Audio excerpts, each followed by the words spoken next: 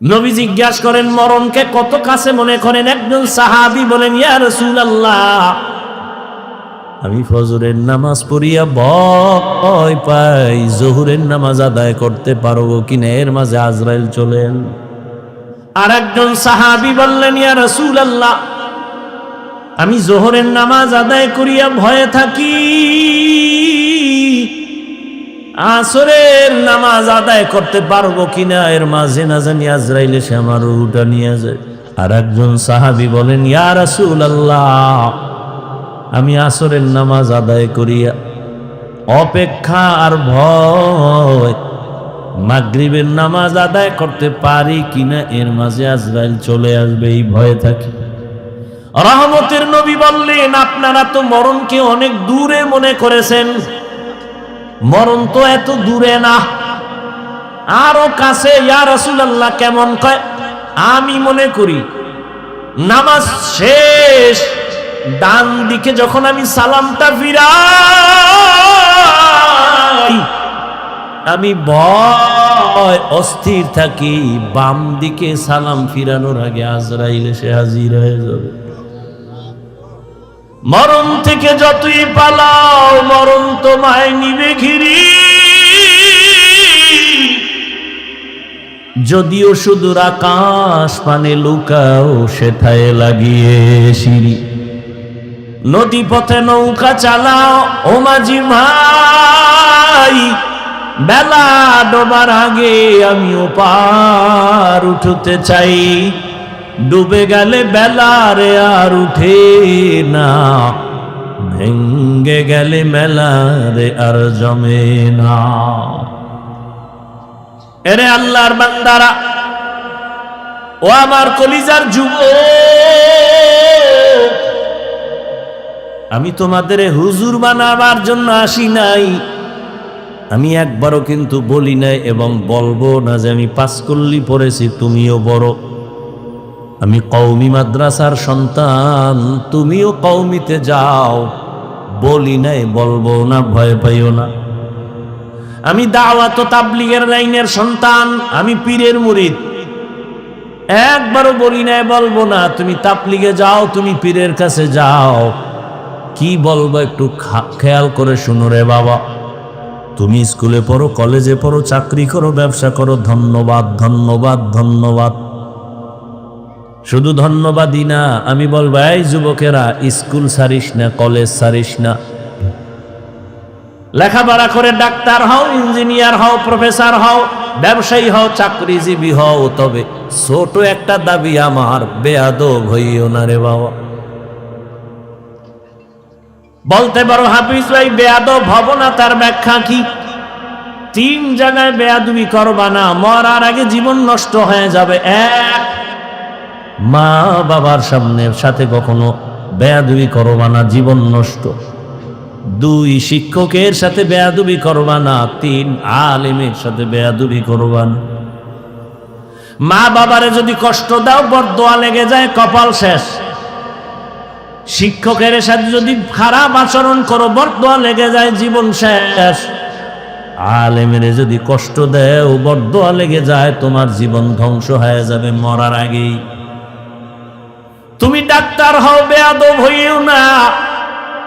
মা বাবার দোয়া নিয়া, শিক্ষকের দোয়া নিয়া, উলামায়ে কেরামের পরামর্শ নিয়া তুমি জেনারেল লাইনে থাকিয়া লেখাপড়া করো, চাকরি করো, বাধা নাই। ও যুবক, তোমার মতো যুবক স্কুল কলেজে পড়ে, 5 বেলার নামাজ পড়ে, তুমি সাক্ষী দাও আসেনি? তুমি কেন পারো না?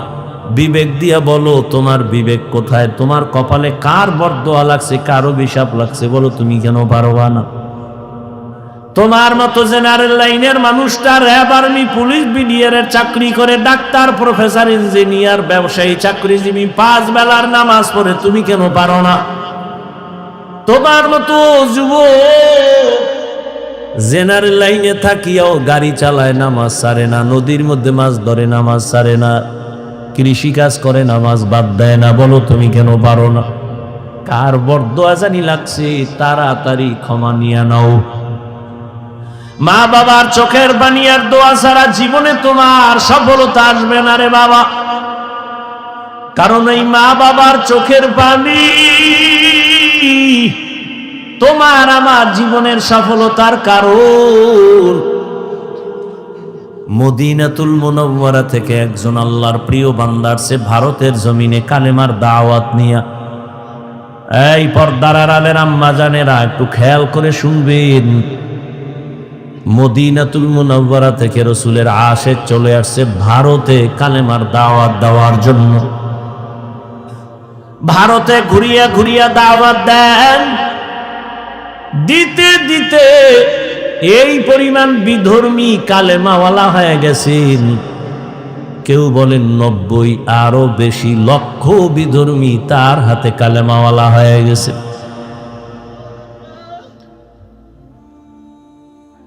আনন্দিত অন্তর ভরা, সবাই তার নাম জানেন। এমন আল্লাহর প্রিয় বান্দা রাসূলের আশিক খাজা মুঈনুদ্দিন চিশতি আজমেরি রহমাতুল্লাহ আলাইহি। খাজা মুঈনুদ্দিনের মন বড় খুশি। আম্মা জানের সামনে বসলেন।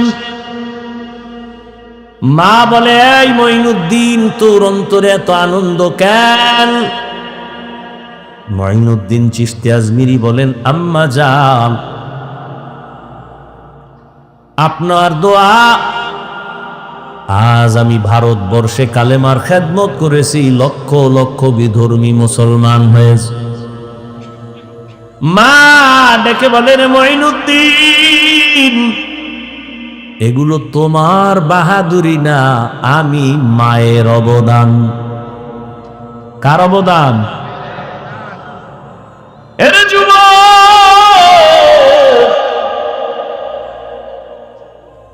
কুয়াকাটা বঙ্গোপসাগর থেকে এক ধাক্কা দিয়া নোয়াখালীর চেয়ারে বসাইছেন আমার আল্লাহ। আমার মা বাবার চোখের পানি, আমার কোনো বাহাদুরি নেই।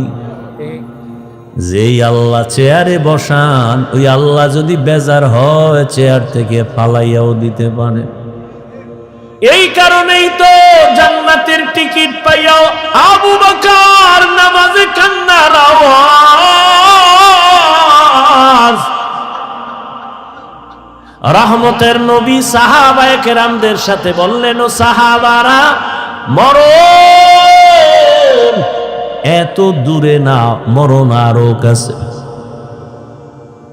মুঈনুদ্দিনের মা বলে, এই খাজা মুঈনুদ্দিন, এই অবদান আমি মায়ের। মুঈনুদ্দিন চিশতি বলেন, মা বলো তোমার কি অবদান? ও পর্দার আড়ালের আম্মা জানেরা, নিজের সম্মান যদি নিজে ধরে রাখতে না পারেন, কেউ দুনিয়ায় দিতে পারবে না।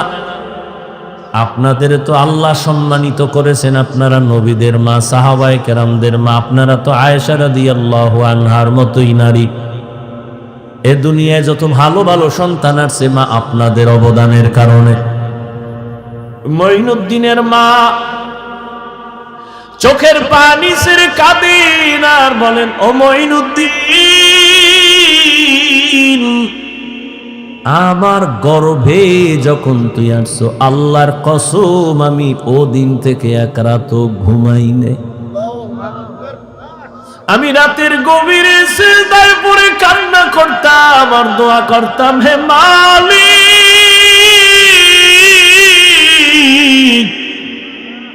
আমার গর্ভের সন্তানটাকে তুমি তোমার খাস ওলি বানাইয়া পাঠাইয়া দাও রে আল্লাহ।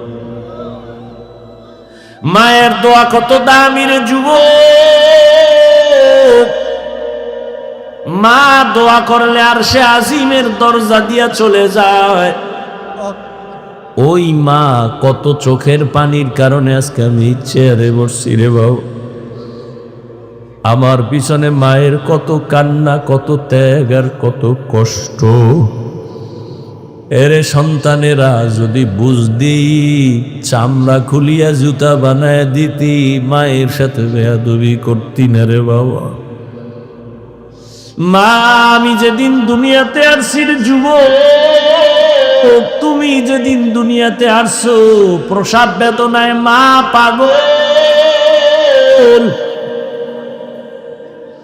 মা, যেই মায়ের কণ্ঠ ঘরের বাইরে যায় না, কিন্তু আমি দুনিয়াতে আসার সময় মায়ের এত ব্যথা বেদনার চিৎকারের আওয়াজ বাইরের পাশের বাড়ির মা বোনরা ঘুমাইতে পারে নাই।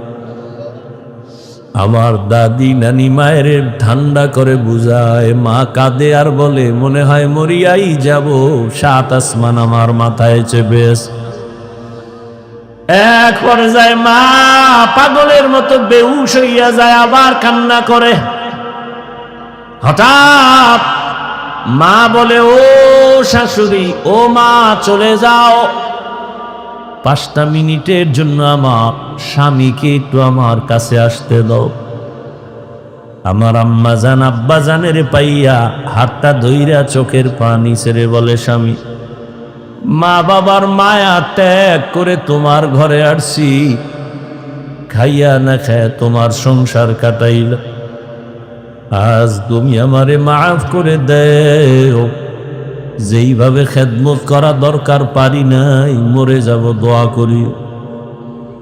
বাবা বলে, ও বিবি এত অধৈর্য কেন? বলে, 7 আসমানের চাপ আমার মাথায়, এই প্রসব বেদনায় কত নারী দুনিয়া থেকে চলে যায়। ও স্বামী, আমিও বাঁচবো না, দোয়া করিও। বাবা একটা দৌড় দিয়া অজু বানাইয়া যায় না, মাঝে গিয়া কান্না করে, ও আল্লাহ, আমার বিবির হেফাজতের জিম্মাদারি হয়ে যাও। এরে সন্তানেরা, খাজা মঈনুদ্দিনের মা কান্না করে আর বলে, রে মঈনুদ্দিন, রাতের গভীরে যায় নামাজে চোখের পানি, এক রাতও আমি কান্না ছাড়া কাটাইতাম না। ওই টাইম তো বড় আরামের আল্লাহর সাথে কথা বলার নির্জন টাইম। অতিও গভীর হয় রজনী যখন, নীরবে প্রভুর নাম জপিও তখন, প্রভুর করুণা যদি পাইবারে চাও, গভীর রাতে উঠে প্রভুর গুণগান গাও। মঈনুদ্দিনের মা ডেকে বলে, রে মঈনুদ্দিন, শুধু আমি তোমাকে গর্বে নিয়ে দোয়া করেছি, কান্না করেছি, এতটুকুই না, আল্লাহর জাতের কসম, তুমি যেদিন দুনিয়াতে আসছো, আমি মা তোমাকে যতদিন আমার দুধ পান করাইছি, আল্লাহর কসম একটা ফোঁটা দুধ বিনা অজুতে তোমার মুখে দেই নাই, এক ফোঁটা দুধ বিনা অজুতে তোমার মুখে দেই নাই। এরে আম্মা জান, এমন মায়ের সন্তান কেন জগৎ বিখ্যাত আল্লাহর প্রিয় বান্দা হবে না? সন্তানকে ডাক্তার ইঞ্জিনিয়ার বানাবেন, বাধা নাই, তবে বেয়াদব যেন না হয়। যারা নবীর অনুসরণ করবে তারা জান্নাতি, এই কথার বিপরীত দাঁড়ায় যারা নবীর অনুসরণ করে না তারা জান্নাতি না। তবে নবীজি এ কথা বলেন নাই যারা আমার অনুসরণ করে না তারা জান্নাতি না, নবী এ কথা বলেন নাই। খুব খেয়াল করেন। কিন্তু সাহাবায়ে কেরামের প্রশ্ন, নবী আপনাকে মানে না তারা কারা? রহমতের নবী জবাব দেওয়ার আগে বললেন, যারা আমার অনুসরণ করবে তারা জান্নাতি। এর বিপরীত কথা হয়, নবী বলে নাই, বিপরীত কথাটা এমন দাঁড়ায় যারা নবীর অনুসরণ করবে না তারা জাহান্নামী। আসলে নবী এ কথা কখনো বলেন নাই যে আমার অনুসরণ যে করবে না সে জাহান্নামী, নবী বলেন নাই। নবী কি বলছেন? ওয়ামান আসানি ফাকাদ আবা, যে আমার বিরোধিতা করবে সে জাহান্নামী। কি বুঝলেন এখান থেকে? যারা রসুলের আদর্শ মতো চলে না তারা দুই দল। কয় দল? খুব খেয়াল করেন, এক দল বিদ্রোহী আর এক দল আগ্রহী। ভিন্ন শব্দে আমি বলি, এক দল দরদি আর এক দল বিরোধী। আরো প্র্যাকটিক্যাল বুঝাই বুঝেন। ডান দিক থেকে একটা যুবকের কথার কথা জিজ্ঞাসা করলাম, এই যুবক, নবীজির আদর্শে কেন টুপি পরো না, দাড়ি রাখো না, নামাজ পড়ো না? যুবক আমারে জবাব দিল, নবীর আদর্শে নামাজ পড়া দরকার, টুপি পরা দরকার, পারি না, দোয়া কইরেন হুজুর, চেষ্টা করব। কি বুঝলেন? বিরোধী না দরদি? খুব খেয়াল করেন। বাম দিক থেকে একটা যুবকের জিজ্ঞাসা করলাম, যুবক, নবীজির আদর্শে কেন দাড়ি রাখো না, নামাজ আদায় করো না? আমার কথাটা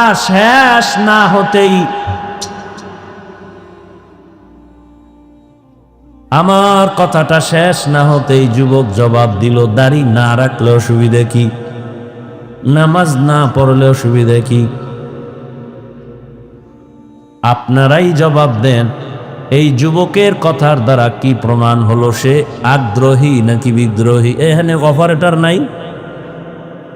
কি বুঝলেন? বিদ্রোহী না আগ্রহী? ভালো করে মনে রাখবেন, বিদ্রোহী রসুলের আদর্শের ক্ষেত্রে বিদ্রোহীর আর এক নাম বেঈমান। এখনো বুঝেন নাই? বুঝার চিন্তাই নেই। দোনোজনেই কিন্তু নামাজ পড়ে না, একজন আগ্রহী আর একজন বিদ্রোহী। আগ্রহী মুমিন, বিদ্রোহী বেঈমান। যে দাড়ি রাখে না তাকে গালি দেওয়া যাবে না। আগে বুঝতে হবে সে আগ্রহী না বিদ্রোহী। যদি তার কথায় প্রমাণ হয় আমি আগ্রহী তো মুমিন, যদি তার কথায় প্রমাণ হয় সে বিদ্রোহী তো বেঈমান। আরো সুন্দর খোলাভাবে বলি, একজনে নামাজ পড়ে না আর একজন নামাজ পছন্দ করে না। যে নামাজ পড়ে না তাকে গালি দেওয়া যাবে না, যে নামাজ পছন্দ করে না তাকে ছাড় দেওয়া যাবে না, সুযোগ পেলে জুতার বাড়ি। ব্যবধান আছে না নাই? একজনে দাড়ি রাখে না তাকে গালি দেয়া যাবে না, আর একজনে নবীর আদর্শের দাড়ি পছন্দ করে না তাকে ছাড় দেওয়া যাবে না। একজনে কোরআনের আইনে রাজনীতি করে না তাকে গালি দেওয়া যাবে না, আর একজনে আল্লাহর কোরআনের বর্ণিত রাজনীতি পছন্দ করে না তাকে ছাড় দেওয়া যাবে না। কতটা ব্যবধান! একজন মুমিন আর একজন বেঈমান, দোনোজনেরই দাড়ি নেই, দোনোজনই নামাজ পড়ে না, একজন মুমিন আর একজন বেঈমান। কত কঠিন কথা! তো যাও সুন্নতে আহমদ কো জাপা মোহাম্মদ কে বুয়দ নিসবত রা মান আহাব্বা সুন্নতি কৌলে রসুল মজদায়ে কানা মাই হাম কুন কবুল। অতএব যে দাড়ি রাখে না তাকে গালি দেওয়া যাবে না। আগে বুঝতে হবে আগ্রহী না বিদ্রোহী। একজনে নামাজ পড়ে না, গালি দেয়া যাবে না, বুঝতে হবে আগ্রহী না বিদ্রোহী। আগ্রহী হলে তাকে গালি দেওয়া যাবে না, সে মুমিন। বিদ্রোহী যদি হয় সে বেঈমান। এখান থেকে শিখার কিছু আছে। কি আছে? একটা লোক নামাজ পড়ে না, রে গালি। একটা লোক দাড়ি রাখে না, তারে গালি। খবরদার, যে দাড়ি রাখে না তাকে গালি দেয়া যাবে না, যে দাড়ি পছন্দ করে না তাকে ছাড় দেয়া যাবে না। আসেন এবার আয়াতের মধ্যে ঢুকি। ওয়ামা আরসালনাকা ইল্লা রাহমাতাল লিল আলামিন।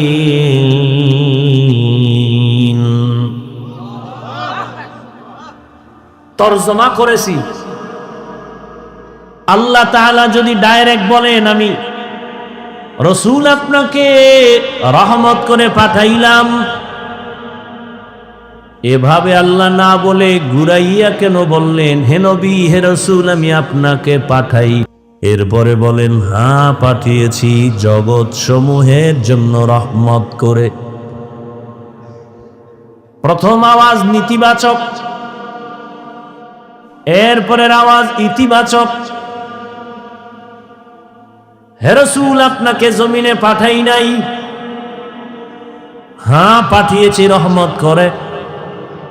সারা দুনিয়ার মানুষকে আল্লাহ বুঝাইলেন রহমতের নবী ভিন্ন কিছু না, পুরাটাই রহমতের দ্বারা ভরপুর। অনেকে এখানে তর্জমা করে উভয় জগতের জন্য নবী রহমত, আমি তর্জমা করছি না, জগৎ সমূহের জন্য রহমত। উভয় জগৎ মানে দুনিয়ার জগৎ, পরকাল জগৎ। আসলে তো জগৎ এই দুইটাই না, অনেক জগৎ। রুহের একটা জগৎ আলাদা, মায়ের গর্ভের একটা জগৎ আলাদা, দুনিয়ার একটা জগৎ আলাদা, আলমে বরজখ কবর জগৎ আলাদা, হাসরের ময়দানের এক জগৎ আলাদা, জান্নাত ও জাহান্নামের ভেতরের জগৎ আলাদা। আল্লাহ বলেন, হে রাসূল জগৎ সমূহের জন্য আমি আল্লাহ হলাম রব, আপনাকে বানাইলাম রহমত। আমি হলাম রব্বুল আলামিন, আপনাকে বানিয়েছি রহমাতুল লিল আলামিন। এই কারণেই তো সমস্ত নবীদের মেরাজ জমিনে, আমার নবীর মেরাজ আরশে আজিমে। মেরাজের ওয়াজ করছে না কোনো হুজুর, এই জন্য দিয়ে ঢুকলাম না, বাকিটা বুঝাইতে গিয়ে একটু ঢুকি হালকা। মেরাজ কে হামারা নবী সবে সামাওয়াত, मेराज के हमारा नबी सबअ समावात नहीं भूला वहाँ नबी हम गुनाहगार उम्मत, नहीं भूला वहाँ नबी हम गुनाहगार उम्मत। ओ भाई ঘুমে ধরছে কেউ? তোমরা তো রাত্রে ঘুমাবা না, আমি যত তাবিজ দিই। মোবাইলে ঘুম লয়ে গেছে, আমি হুজুরের দাও লয়ে গেছে, তোমার দাও লয়ে গেছে। কেমন ষড়যন্ত্র! তুমি নাচ গান দেখবা, হুজুরে তো দেখবে না। না, বেঈমানের বাচ্চাগুলো পাগল হয়ে গেছে, হুজুরগো কেমনে এর মধ্যে ঢুকান যায়। বহু মোরাকাবা করছে, কঠিন মোরাকাবা। মোরাকাবা কইরা বের করছে, এই হুজুরগো যদি একটু ফান্দে ফালায় রাখা যায়, ছলে বলে কৌলে কৌশলে এরা ডাইরেক্ট গুনাহ করবে না, এমন ভাবে আটকায়া দাও যে গুনাহ করবে না। এর মধ্যে দিয়ে এমন ভাবে আটকায় দাও যে গুনার ভেতরে চলতে থাকবে, টেরও পাবে না। কেমনে কেমনে হুজুরকে আটকাবি? ইউসুফ জুলাইখার নাটক বাইর কর, নমরুদ আর ইব্রাহিমের নাটক, ফেরাউন মুসার নাটক বাইর কর। বাইর করে এবার হুজুর বুদ্ধি কোনো বাদ্যযন্ত্র নাই, হুজুর বইয়া বইয়া নাটক দেখে। এই কি দেখেন? আজান নিছি? না না না, খারাপ কিছু না। কি কই? যে ইউসুফ জুলাইখার নাটক পর্ব 6। তার কাছে এটা গুনাহ না, কিন্তু দিক দিয়া তার আজান হইছে খবর নাই, একামত চলতেছে খবর নাই। একটু 5 মিনিট আছে বাকি, শেষ করে যাই, নাহলে ইদার মেয়েরা চলবে আবার নামাজে গিয়া। হ্যাঁ গিয়া 6 নাম্বার ইউসুফ জুলাইখার পর্ব চলবে নামাজের ভিতরে মেয়েরাজ।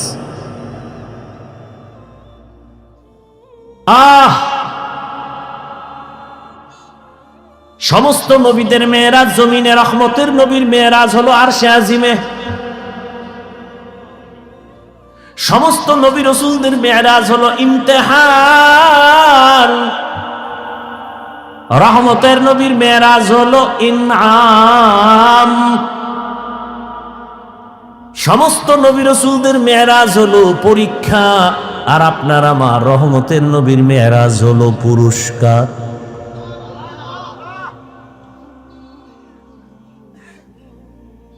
সমস্ত নবীদের মেরাজ পরীক্ষা, আমার নবীর মেরাজ হলো পুরস্কার।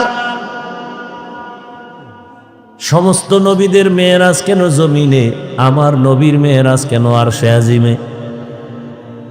সব নবী রসুলদের নবুয়তের সীমানা জমিনে, রহমতের নবীর নবুয়তের সীমানা শুধু জমিন না, আরশে আজিম।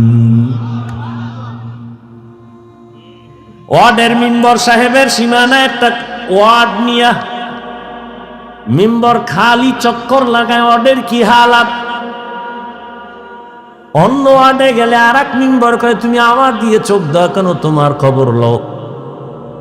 চেয়ারম্যান সাহেব আর একটু বাইরে ঘুরে, কেউ তোমার এত পেরেশানি কেন, কয় তুমি এক ওয়ার্ড নিয়ে আসো, আমি পুরা ইউনিয়নের জিম্মেদারি নিয়ে আসি, আমি সব ঘুরে ঘুরে মানুষের খোঁজ নেই। আবার মন্ত্রী সাহেবের পুরা এরিয়া হলো দেশ নিয়া, উনি দেশের নিয়া ভাবে, খবর নেয়। সরকার প্রধানের এই চিন্তা, মেম্বারের চিন্তা আমার ওয়ার্ডের কি হালাত, চেয়ারম্যানের চিন্তা আমার ইউনিয়নের কি হালাত, এমপির চিন্তা আমার থানার আসনের কি হালাত, সরকারের চিন্তা হলো গোটা দেশের কি হালাত। মুসা নবীর নবুয়তের এরিয়া এতটুকু, সে এতটুকু নিয়ে ভাবেন। ঈসা নবীর নবুয়তের এরিয়া যতটুকু, ওই অতটুকু এরিয়া নিয়ে ভাবেন। আল্লাহর নবীরে নবুয়তের এরিয়া দিছেন সব জমিন, এরপরে লৌহ কলম আরশে আজিম। আল্লাহ কয় নবী এবার আসেন, আপনার নবুয়তের শেষ সীমানাটাও দেখে নেন। সমস্ত নবীদের মেরাজ হলো পরীক্ষামূলক। ইউনুস নবীর আমার আল্লাহ মাছের পেটে ঢুকাইয়া পরীক্ষা নিলেন। মেরাজ, মেরাজ মানে উরুজ থেকে মেরাজ, উরুজ মানে সম্মানের লাইনে উপরে যাওয়া। এটা আবার দুই প্রকার, জাহিরি বাতিনি। মেরাজ দুই প্রকার, জাহিরি বাতিনি। সমস্ত নবীদের মেরাজ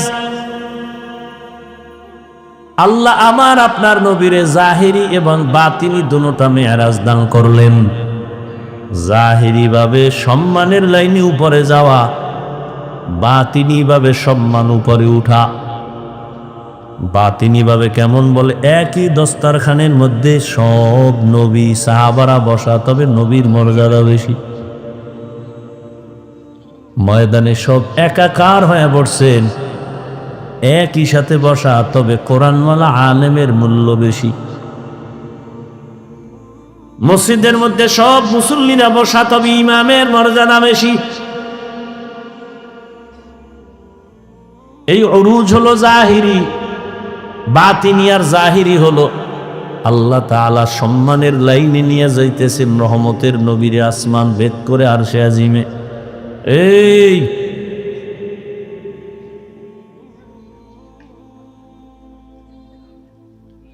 তোমার আল্লাহ কেন যে দুনিয়ায় ভাড়াইলো, আর কেন আসছো, কে তোমার ধাক্কা দিয়ে এনে আনলো? কো আসছো আসছো, আমার কিছু বাইরে বাইরে দাঁড়ায় রয়েছে, ও দফে দাঁড়ায় শুনতা, ফট করে এক সিভা দিয়ে বাইরে হয়ে যেত, বিড়ি টেনে আবার আইতা। তুমি ভিতরে ঢুকে এইগুলি কেন করো?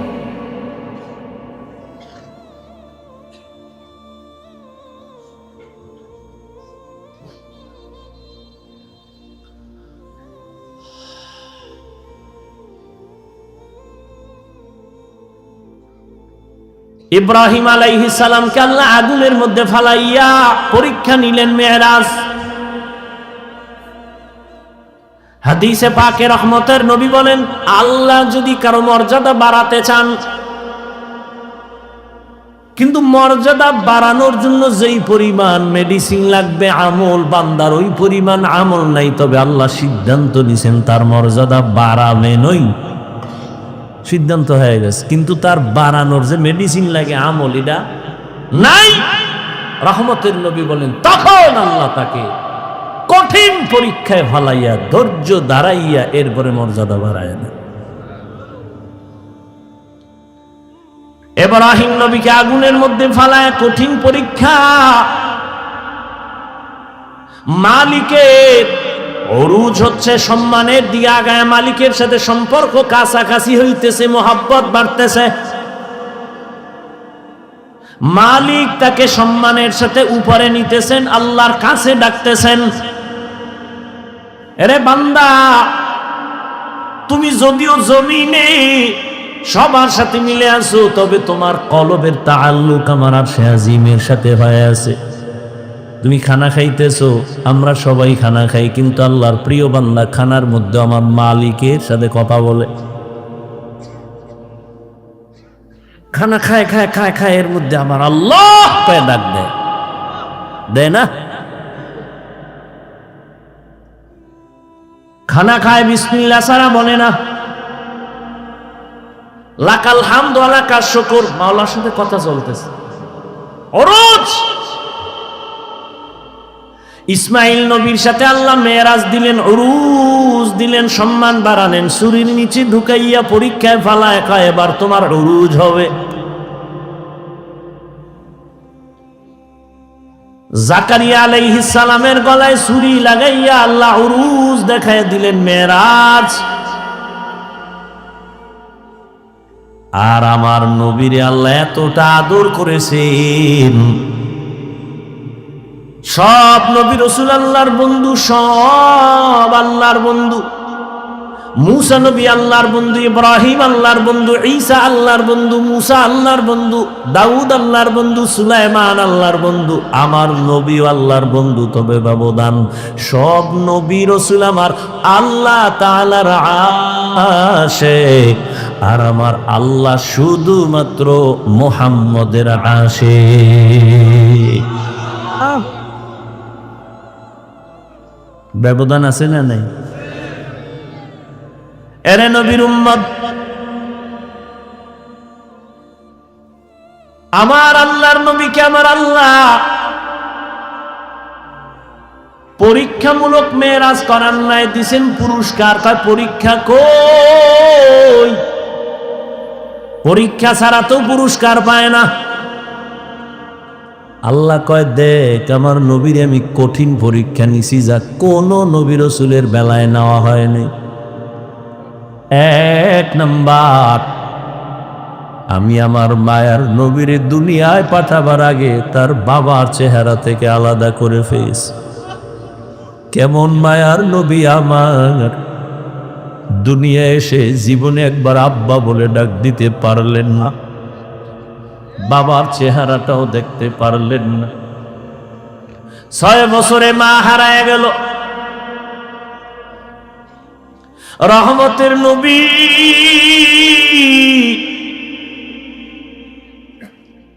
ছয় বছরে অবস্থা, মা আমেনার মরণ এসে গেল। বিদায় বেলা মা কান্না করে, আর দাদা আব্দুল মুত্তালিবের কয়, নাতি তোমার হাতে দিয়ে গেলাম, খেয়াল রেখো তোমার নাতির দিক। কেমন মায়ার নবীর পরীক্ষা! নবীজি কাঁদেন, আমি কাকে মা বলে ডাকবো? সন্তান বিপদে পড়লে দ্রুত টেলিফোন করে, বাবা আমি বিপদে পড়ছি, তাড়াতাড়ি আসো, উদ্ধার করো। মাকে বলে, মা একটু কলিজা দিয়া দোয়া করবা যেন আমার মুসিবত দূর হয়ে যায়। নবীর বাবাও নাই, নবীর মাও নেই। 8 বছর যখন নবীর বয়স, তখন দাদা আব্দুল মুত্তালিব বিদায় নিয়ে চলে গেলেন। দুনিয়া দারুল আসবাব। রহমতের নবীর উপরে 2টা ছায়া ছিল দুনিয়ার লাইনে। এক ছায়া চাচা আবু তালেব, আর এক ছায়া হলো তার সহধর্মিনী আম্মা জান খাদিজাতুল কুবরা রাদিয়াল্লাহু আনহা। কেমন কঠিন! একই বছরের অল্প টাইমের ব্যবধানে চাচাও চলে গেলেন। নবীর কলিজার স্ত্রী আম্মা জান খাদিজা রাদিয়াল্লাহু আনহাও চলে গেলেন। ওদিকে এমন একটা জায়গায় নবীরে পাঠাইলেন, এমন একটা সমাজে, যেই সমাজের মানুষগুলো পৃথিবীর নিকৃষ্ট, লম্পট, চরিত্রহীন। আরে মসজিদের পাশের মানুষগুলো অন্য মানুষের তুলনায় একটু লাইনে থাকে। মসজিদ তো খবরদার জোরে সাউন্ড দিয়ে গান বাজাইস না, এটা নিয়ম আছে না। মসজিদের দূরের মানুষের তুলনায় পার্শ্বের মানুষ একটু ভালো থাকে। জমিনের মধ্যে আল্লাহ শ্রেষ্ঠ মসজিদ বানাইলেন বাইতুল্লাহ। ইন্না আউওয়ালা বাইতিন মুজিআ লিন-নাসি লাল্লাযী বিবাক্কাতা মুবারাকাও ওয়া হুদা মুবারাকাও ওয়া হুদাল লিল আলামিন।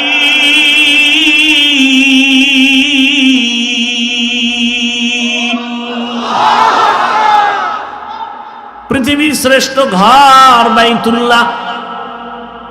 কেমন ঘর? এই সব ঘর মসজিদ কার ঘর?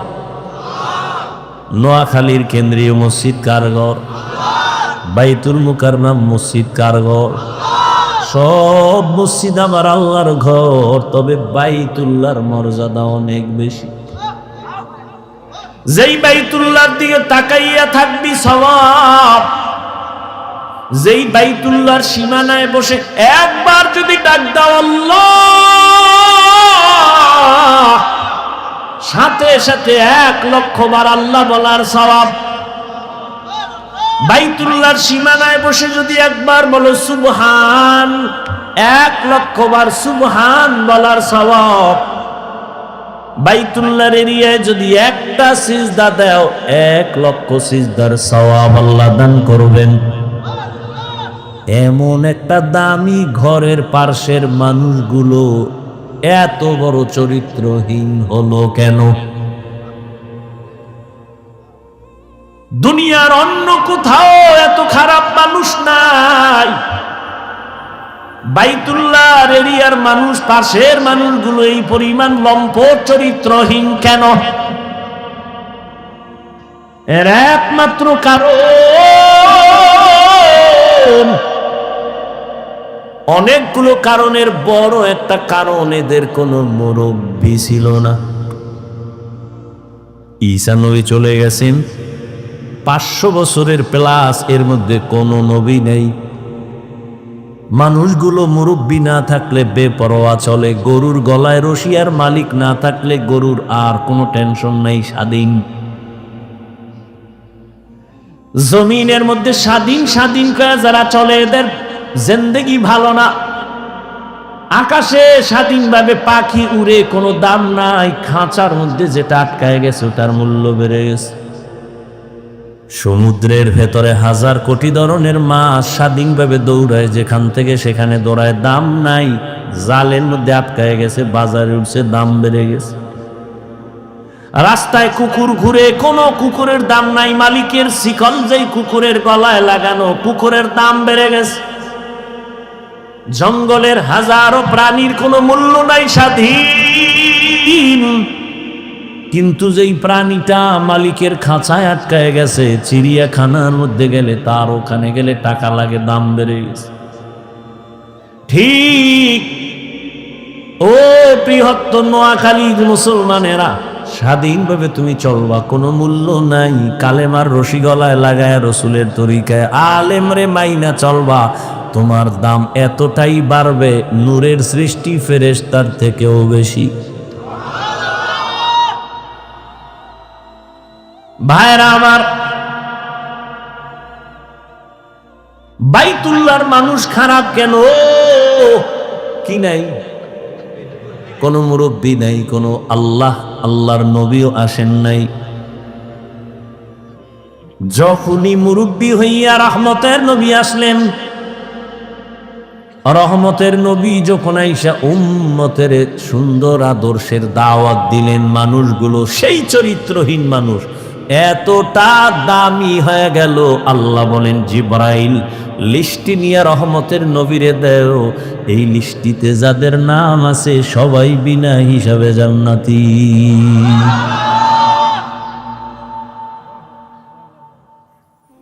বিদায় বেলা রহমতের নবী চ্যালেঞ্জ দিয়ে গেছেন, ও উম্মতেরা, দুটো জিনিস রেখে যাই, ধরে না যদি রাখতে পারো, তোমাদের সম্মানও যাবে না, ঈমানও যাবে না। قال رسول الله صلى الله عليه وآله وسلم এই ওই জায়গায় একটা লোক, ও মনে হয় যায় নাই, ভয়ে, যাও বাবা, ওই যে উঠছিল গেছে না, আবার বেজার লাগাই সব নষ্ট করো না, তোমার সমস্যা থাকলে যাও। এটাই তো দুনিয়ার পরীক্ষা। সিনেমা হলের দরজাও খোলা, মসজিদের দরজাও খোলা, ওদিকে জাহান্নামের মার্কেট বাজারও চলতেছে, এটা জান্নাতের মার্কেটও চলতেছে, পরীক্ষা চলতেছে, কই ঢুকবি?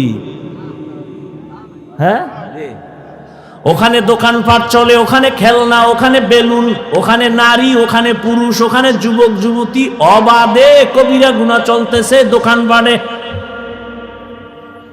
চলে না?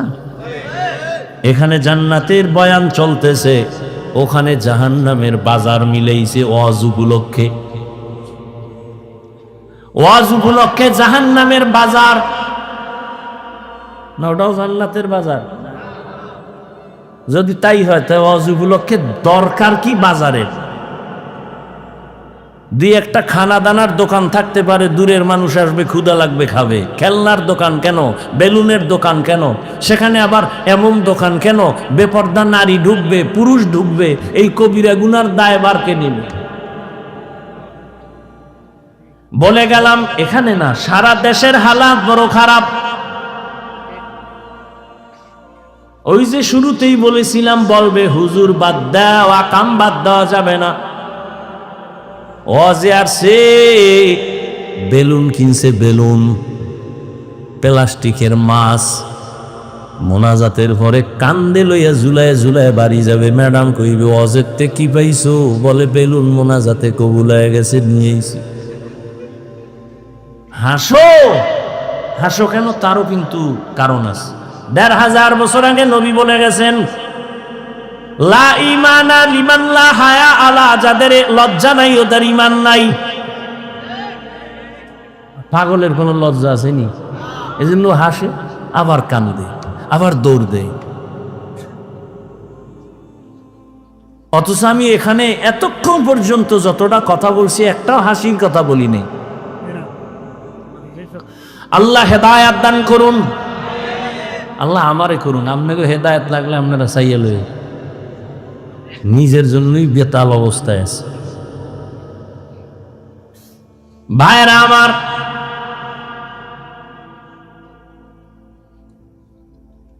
বড় কঠিন হালাত। ও পর্দার আড়ালের আম্মা জানেরা, আসেনি? আছে? নোয়াখালীর মহিলারা অজনে কি শুনবে? হেরা যে আয়ার ডাইনে মানুষ কতটি ক্যাসেট লইয়া,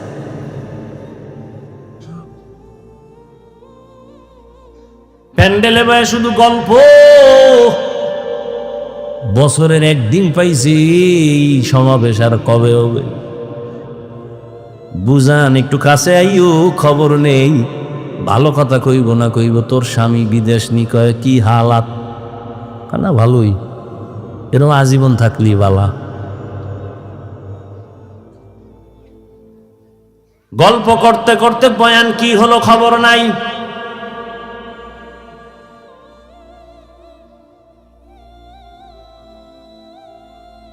বয়ানের প্রয়োজনীয়তাই মনে করে না, গল্প করে করে আসছে, আবার বাসায় যাবে।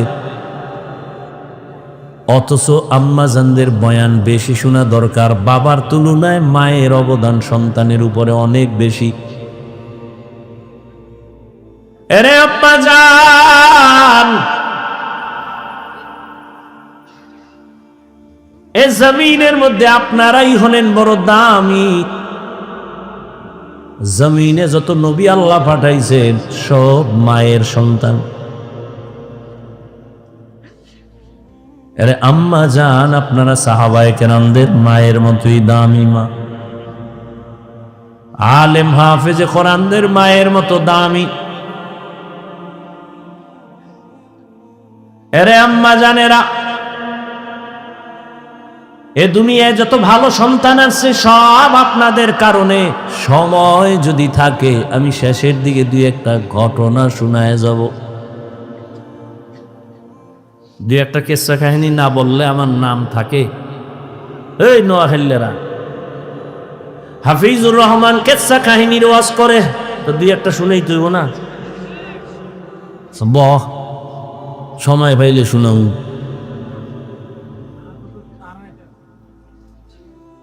তবে শুনিয়া রাখিস রে নোয়াখালীর যুবক,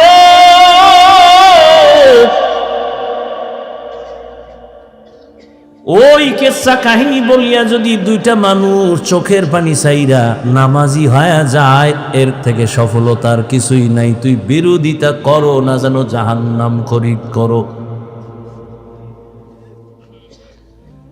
আর একটা কথা বলে যাই, পারলে মনে রাখিস, জাহেল কোরআন হাদিস সম্পর্কে কি বুঝবি? তোর কলবটা নষ্ট হয়ে গেছে। নিজের গুনার দিয়ে তাকাও না, অন্যের ভালো সহ্য করতে পারো না, চোখ নষ্ট, কলিজা নষ্ট, অন্তর নষ্ট। জমিনের মধ্যে যত বড় কিচ্ছা কাহিনীর কিতাব আছে, শ্রেষ্ঠ কিচ্ছা কাহিনীর কিতাবের নাম কোরআন।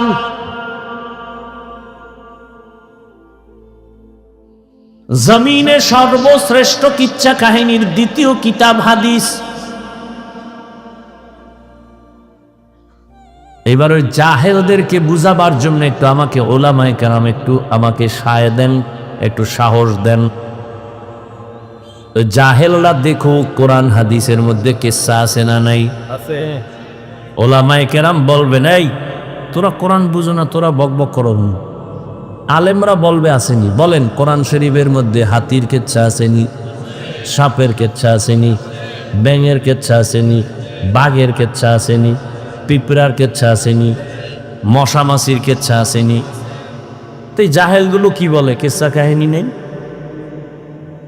বরং আমি যদি বলি, সময় নাই, 2000 আয়াত আছে শুধু কেচ্ছা কাহিনী, কেচ্ছা কাহিনী, কেচ্ছা কাহিনী। কয় হাজার আয়াত? 2000। সময় নাই, দিছে তাফসিরুল কোরআন মাহফিল, 1-1.5 ঘন্টা কি হবে? তা না, এক বক্তাকে 2-3 দিন দিলে তো এবার একটা বিষয়ের উপরে আলোচনা করলে এবার কিছু বোঝা যায়। 13টা আয়াত পড়ে তর্জমা বলা, এর নাম তাফসির না। এটা তাফসির নামের ভণ্ডামি। আমি না নোয়াখালী আইলে বলি, সাইজ করি নোয়াখালী লাগে এই কথা কইয়া, যে বাংলাদেশের আলেমগো তাফসির শিখাইয়া গেছে। তাফসির কি, কেন, কিভাবে শিখায় গেছে এ নোয়াখালীর রত্ন হাবিবুল্লাহ মিসবাহ রহমাতুল্লাহ। কি বুঝো তাফসিরে? কি বুঝো? বিসমিল্লাহর বা নিয়ে আলোচনা করলে 3 দিন চলে যাবে।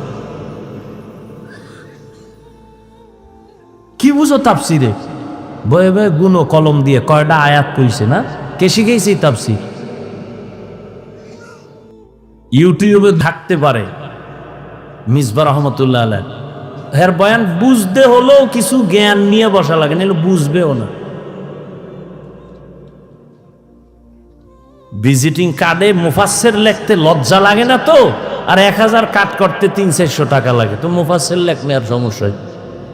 মুফাসসিরে কোরআন সময়ের আলোড়ন সৃষ্টিকারী বক্তা, যে বক্তা হের কাটে লেখে, কেসা বেহায়া, কপাল কেমন পড়া পড়ছে, নিজের প্রশংসা নিজে করে, মুফাসসিরে কোরআন। আর আমার নামে মাওলানা না লেখলে আল্লাহ সাক্ষী আমি খুশি, আল্লামা লেখলে তোর দইরে ফেলে, আল্লামা লেখছো কাজ। দেখি টাইটেল টুইটেল সারা দিয়ে আল্লাহ সম্মান দেয়নি।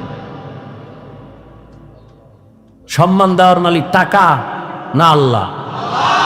তা তো টেনশন কিসে? এই বেটা নোয়াখালী বাবারা ধমক দিয়ে বলে, মোহাব্বতে বলে, রাগ করো না, মাপ চাই পায়ে ধরে।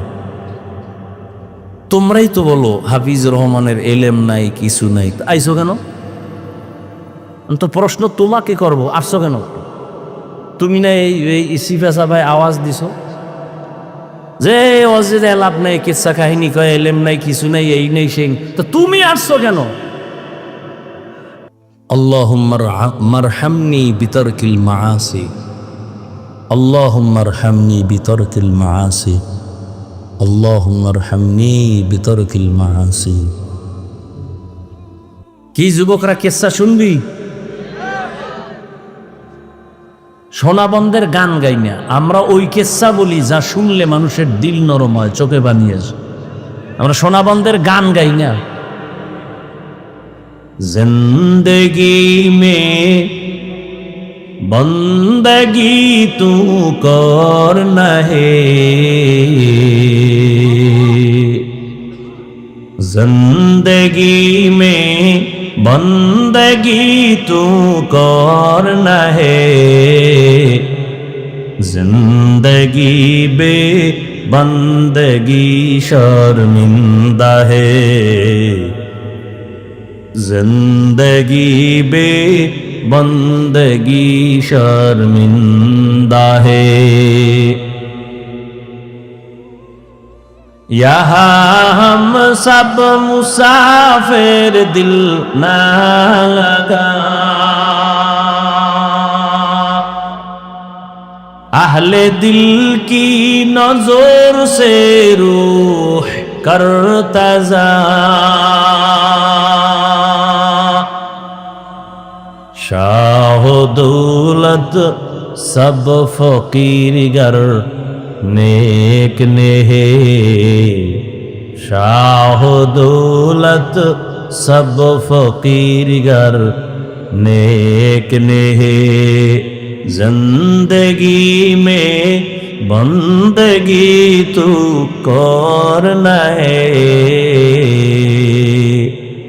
जिंदगी में बंदगी तू करना है, जिंदगी बे बंदगी शर्मिंदा है, जिंदगी बे बंदगी शर्मिंदा है।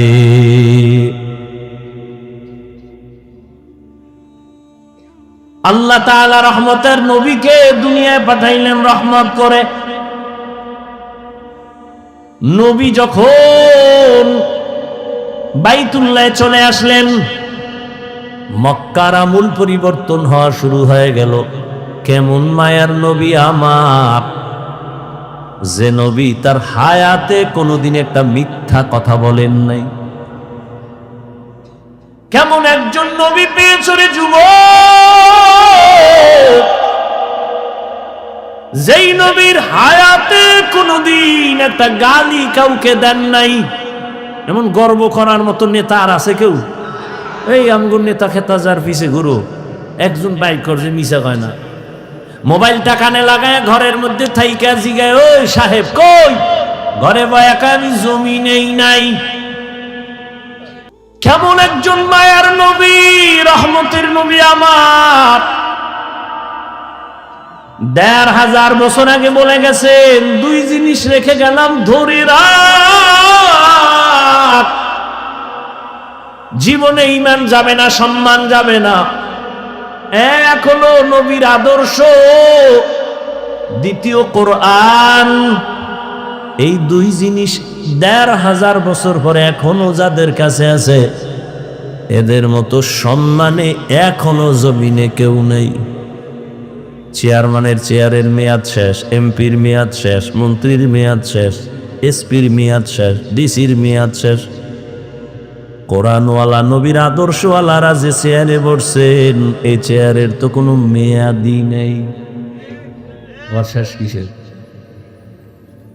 ভালো করে মনে রাখিও, টাকা দিয়া সম্মান কিনলে প্রথম ফুলের মালা, ফাইনালে জুতার মালা। আর আমার আল্লাহ যাকে সম্মান দান করবেন, ওই বান্দা দুনিয়ায়ও বাদশাহ, পরকালেও বাদশাহ। এরে নবীরা আশেক, কেমন একজন নবী আল্লাহ আমাদের দান করেছেন, যে রহমতের নবী জীবনে গালি দিবেন দূরের কথা, হাজারো গালি শুনছেন, একটা গালির জবাবও দেন নাই। আরো আশ্চর্য কথা, কেমন মায়ার নবী আমার, জীবনে কোনো দিন মায়ার নবী চোখ মোবারক দুইটা গরম করে কারো দিকে তাকান নাই, চোখ গরম করে তাকান নাই। কেমন মায়ার নবী, রহমতের নবী। সাহাবায়ে কেরামদের সামনে বললেন, তোমরা মরণের কত কাছে মনে করো, আপনাদের ধৈর্য যাইতেছে শেষ হইয়া। শুরুতে না বলছি বয়ান কি এটা এলেম আমলের বাহাদুরিতে করা যায়?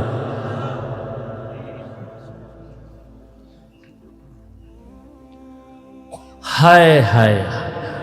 নবী জিজ্ঞাসা করেন মরণকে কত কাছে মনে করেন? একজন সাহাবী বলেন, ইয়া রাসূলুল্লাহ, আমি ফজরের নামাজ পড়িয়া ভয় পাই জোহরের নামাজ আদায় করতে পারবো কিনা, এর মাঝে আজরাইল চলেন। আর একজন সাহাবী বললেন, ইয়া রাসূলুল্লাহ, আমি জোহরের নামাজ আদায় করিয়া ভয়ে থাকি, আসরের নামাজ আদায় করতে পারবো কিনা, এর মাঝে না জানি আজরাইল এসে আমার রূহটা নিয়ে যায়। আর একজন সাহাবী বলেন, ইয়া রাসূলুল্লাহ, আমি আসরের নামাজ আদায় করিয়া অপেক্ষা আর ভয় মাগরিবের নামাজ আদায় করতে পারি কিনা, এর মাঝে আজরাইল চলে আসবে, এই ভয়ে থাকি। রহমতের নবী বললেন, আপনারা তো মরণকে অনেক দূরে মনে করেছেন, মরণ তো এত দূরে না, আরো কাছে। ইয়া রাসূলুল্লাহ, কেমন? কয়, আমি মনে করি নামাজ শেষ ডান দিকে যখন আমি সালামটা ফিরাই, আমি ভয় অস্থির থাকি, বাম দিকে সালাম ফিরানোর আগে আজরাইল এসে হাজির হয়ে যাবে। মরণ থেকে যতই পালাও, মরণ তোমায় নিবে ঘিরি, যদিও সুদূর আকাশ পানে লুকাও, সেথায় লাগিয়ে সিঁড়ি। নদী পথে নৌকা চালাও ও মাঝি ভাই, বেলা ডোবার আগে আমিও পার উঠতে চাই, ডুবে গেলে বেলা রে আর উঠে না, ভেঙ্গে গেলে মেলা রে আর জমে না। এরে আল্লাহর বান্দারা, ও আমার কলিজার যুবক, আমি তোমাদের হুজুর বানাবার জন্য আসি নাই, আমি একবারও কিন্তু বলি নাই এবং বলবো না যে আমি পাঁচকল্লি পড়েছি তুমিও বড়। আমি কওমি মাদ্রাসার সন্তান, তুমিও কওমিতে যাও, বলি নাই, বলবো না, ভয় পাইও না। আমি দাওয়াত ও তাবলীগের লাইনের সন্তান, আমি পীরের মুরিদ, একবারও বলি নাই, বলবো না। তুমি তাবলীগে যাও, তুমি পীরের কাছে যাও, কি বলবো একটু খেয়াল করে শুনো রে বাবা।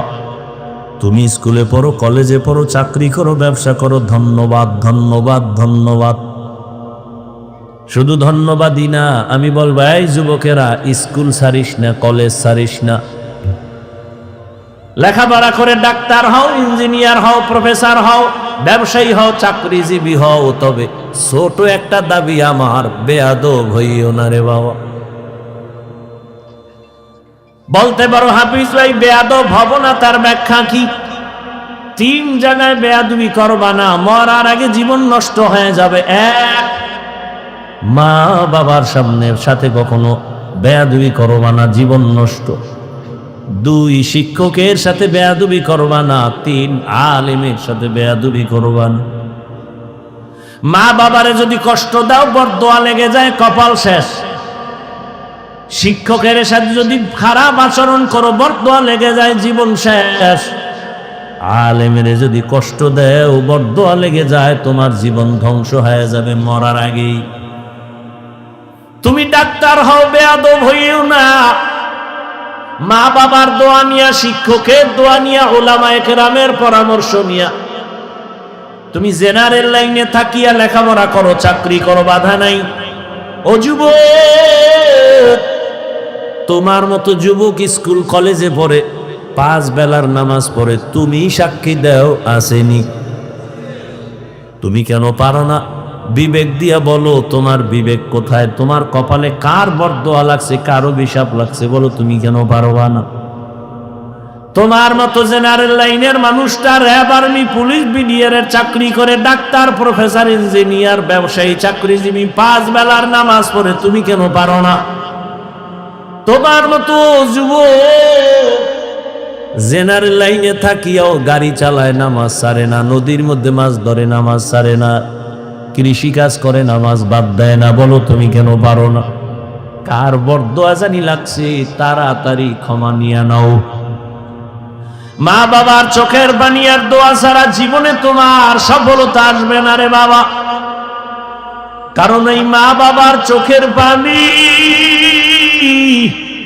তোমার আমার জীবনের সফলতার কারণ।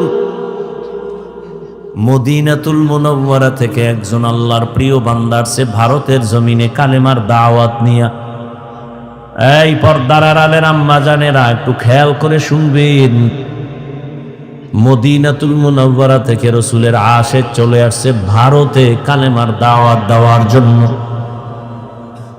ভারতে ঘুরিয়া ঘুরিয়া দাওয়াত দেন, দিতে দিতে এই পরিমাণ বিধর্মী কালেমাওয়ালা হয়ে গেছেন। কেউ বলেন 90, আরো বেশি লক্ষ বিধর্মী তার হাতে কালেমাওয়ালা হয়ে গেছে।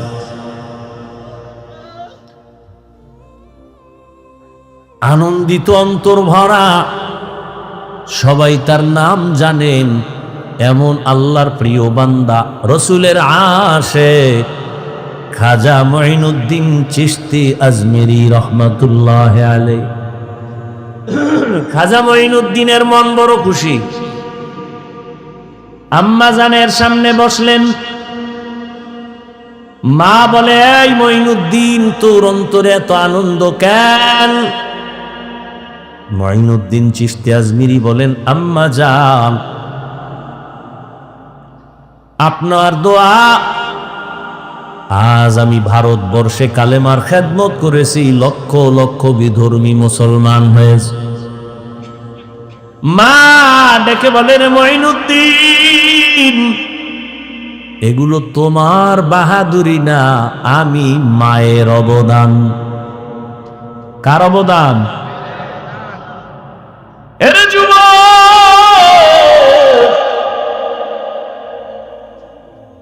কুয়াকাটা বঙ্গোপসাগর থেকে এক ধাক্কা দিয়া নোয়াখালীর চেয়ারে বসাইছেন আমার আল্লাহ। আমার মা বাবার চোখের পানি, আমার কোনো বাহাদুরি নেই। যেই আল্লাহ চেয়ারে বসান, ওই আল্লাহ যদি বেজার হয় চেয়ার থেকে ফালাইয়াও দিতে পারে। এই কারণেই তো জান্নাতের টিকিট পাইয়াও আবু বকর নামাজে কান্নার আওয়াজ। রহমতের নবী সাহাবায়ে কেরামদের সাথে বললেন, ও সাহাবারা, মরণ এত দূরে না, মরণ আরো কাছে। মঈনুদ্দিনের মা বলে, এই খাজা মঈনুদ্দিন, এই অবদান আমি মায়ের। মঈনুদ্দিন চিশতি বলেন, মা বলো তোমার কি অবদান? ও পর্দার আড়ালের আম্মা জানেরা, নিজের সম্মান যদি নিজে ধরে রাখতে না পারেন, কেউ দুনিয়ায় দিতে পারবে না। আপনাদের তো আল্লাহ সম্মানিত করেছেন, আপনারা নবীদের মা, সাহাবায়ে কেরামদের মা, আপনারা তো আয়েশা রাদিয়াল্লাহু আনহার মতোই নারী। এ দুনিয়ায় যত ভালো ভালো সন্তান আসছে, মা আপনাদের অবদানের কারণে। মঈনুদ্দিনের মা চোখের পানি ছেড়ে কাঁদেন আর বলেন, ও মঈনুদ্দিন, আমার গর্ভে যখন তুই আসছো, আল্লাহর কসম আমি ও দিন থেকে এক রাত ঘুমাই নাই। আমি রাতের গভীরে সিজদায় পড়ে কান্না করতাম আর দোয়া করতাম, হে মালিক,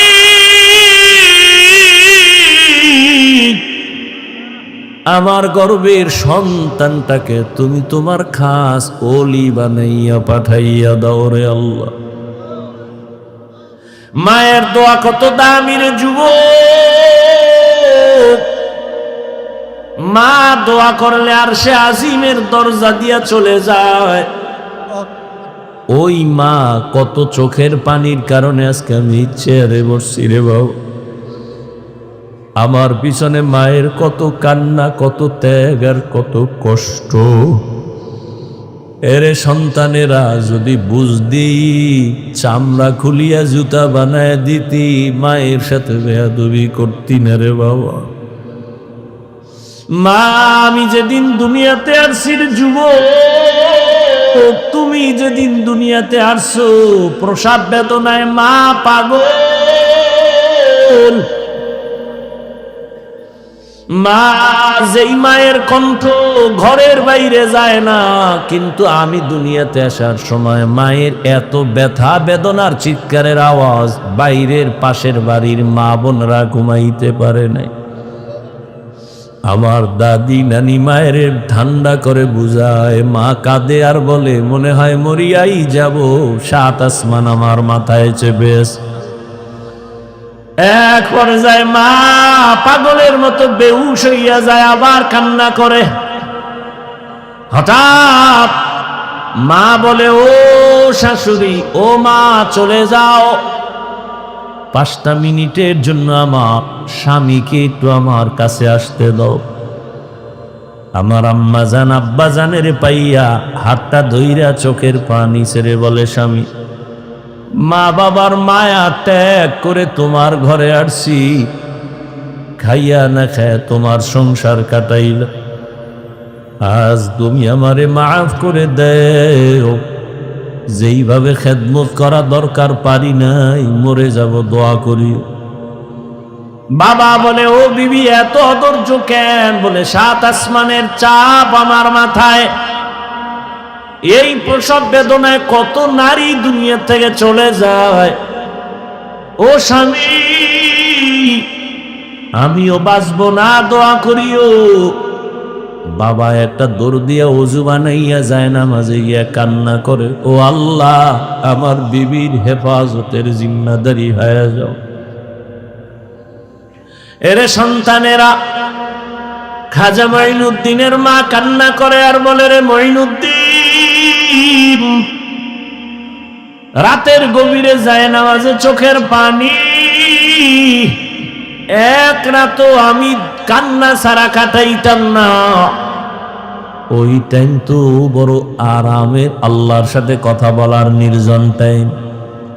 অতিও গভীর হয় রজনী যখন, নীরবে প্রভুর নাম জপিও তখন, প্রভুর করুণা যদি পাইবারে চাও, গভীর রাতে উঠে প্রভুর গুণগান গাও।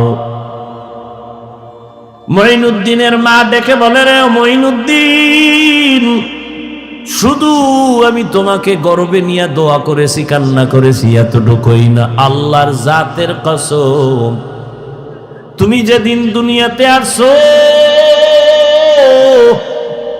আমি মা তোমাকে যতদিন আমার দুধ পান করাইছি, আল্লাহর কসম একটা ফোঁটা দুধ বিনা অজুতে তোমার মুখে দেই নাই, এক ফোঁটা দুধ বিনা অজুতে তোমার মুখে দেই নাই। এরে আম্মা জান, এমন মায়ের সন্তান কেন জগৎ বিখ্যাত আল্লাহর প্রিয় বান্দা হবে না? সন্তানকে ডাক্তার ইঞ্জিনিয়ার বানাবেন, বাধা নাই, তবে বেয়াদব যেন না হয়। 5 ওয়াক্ত নামাজি, ব্যবহার দিয়া যেন মানুষের দোয়া নিতে পারে, আলেমদের নেক দোয়া নিতে পারে, এমন একটা সন্তান রেখে যাবেন। ও আমার কলিজার যুবক বাবারা, কয়দিন দুনিয়ায় বাহাদুরি করবা? তোমার আমার চোখের সামনে কত যুবক চলে গেল। করোনার ভেতরে যুবকের লাশ, গাড়ির নিচে, পানির নিচে, ঘুমের বিছানায় যুবকের লাশ। আল্লাহর কাছে তওবা করো, জীবনে তো কম নামাজ ছাড়লা না, দাড়ি কাটলা না, বেপরদায় কম চললা না, আর কত হায়াত আর বাকি কত, এখনো তওবা করে নাও, জীবনে আর নামাজ ছাড়বা না, দাড়ি কাটবা না, বেপরদায় চলবা না। মা বাবার দোয়া নিয়ে, শিক্ষকের দোয়া নিয়ে, ওলামায়ে কেরামের পরামর্শ নিয়ে নবীর তরিকা মেনে চলবা।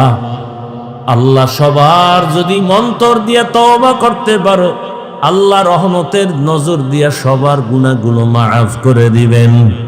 হেদায়েতের মালিক আল্লাহ। জানি না কার কপাল ওমরের মতো কবুল হয়ে যাবে, আর কপালটা আবু জাহালের মতো খারাপ হয়ে যাবে।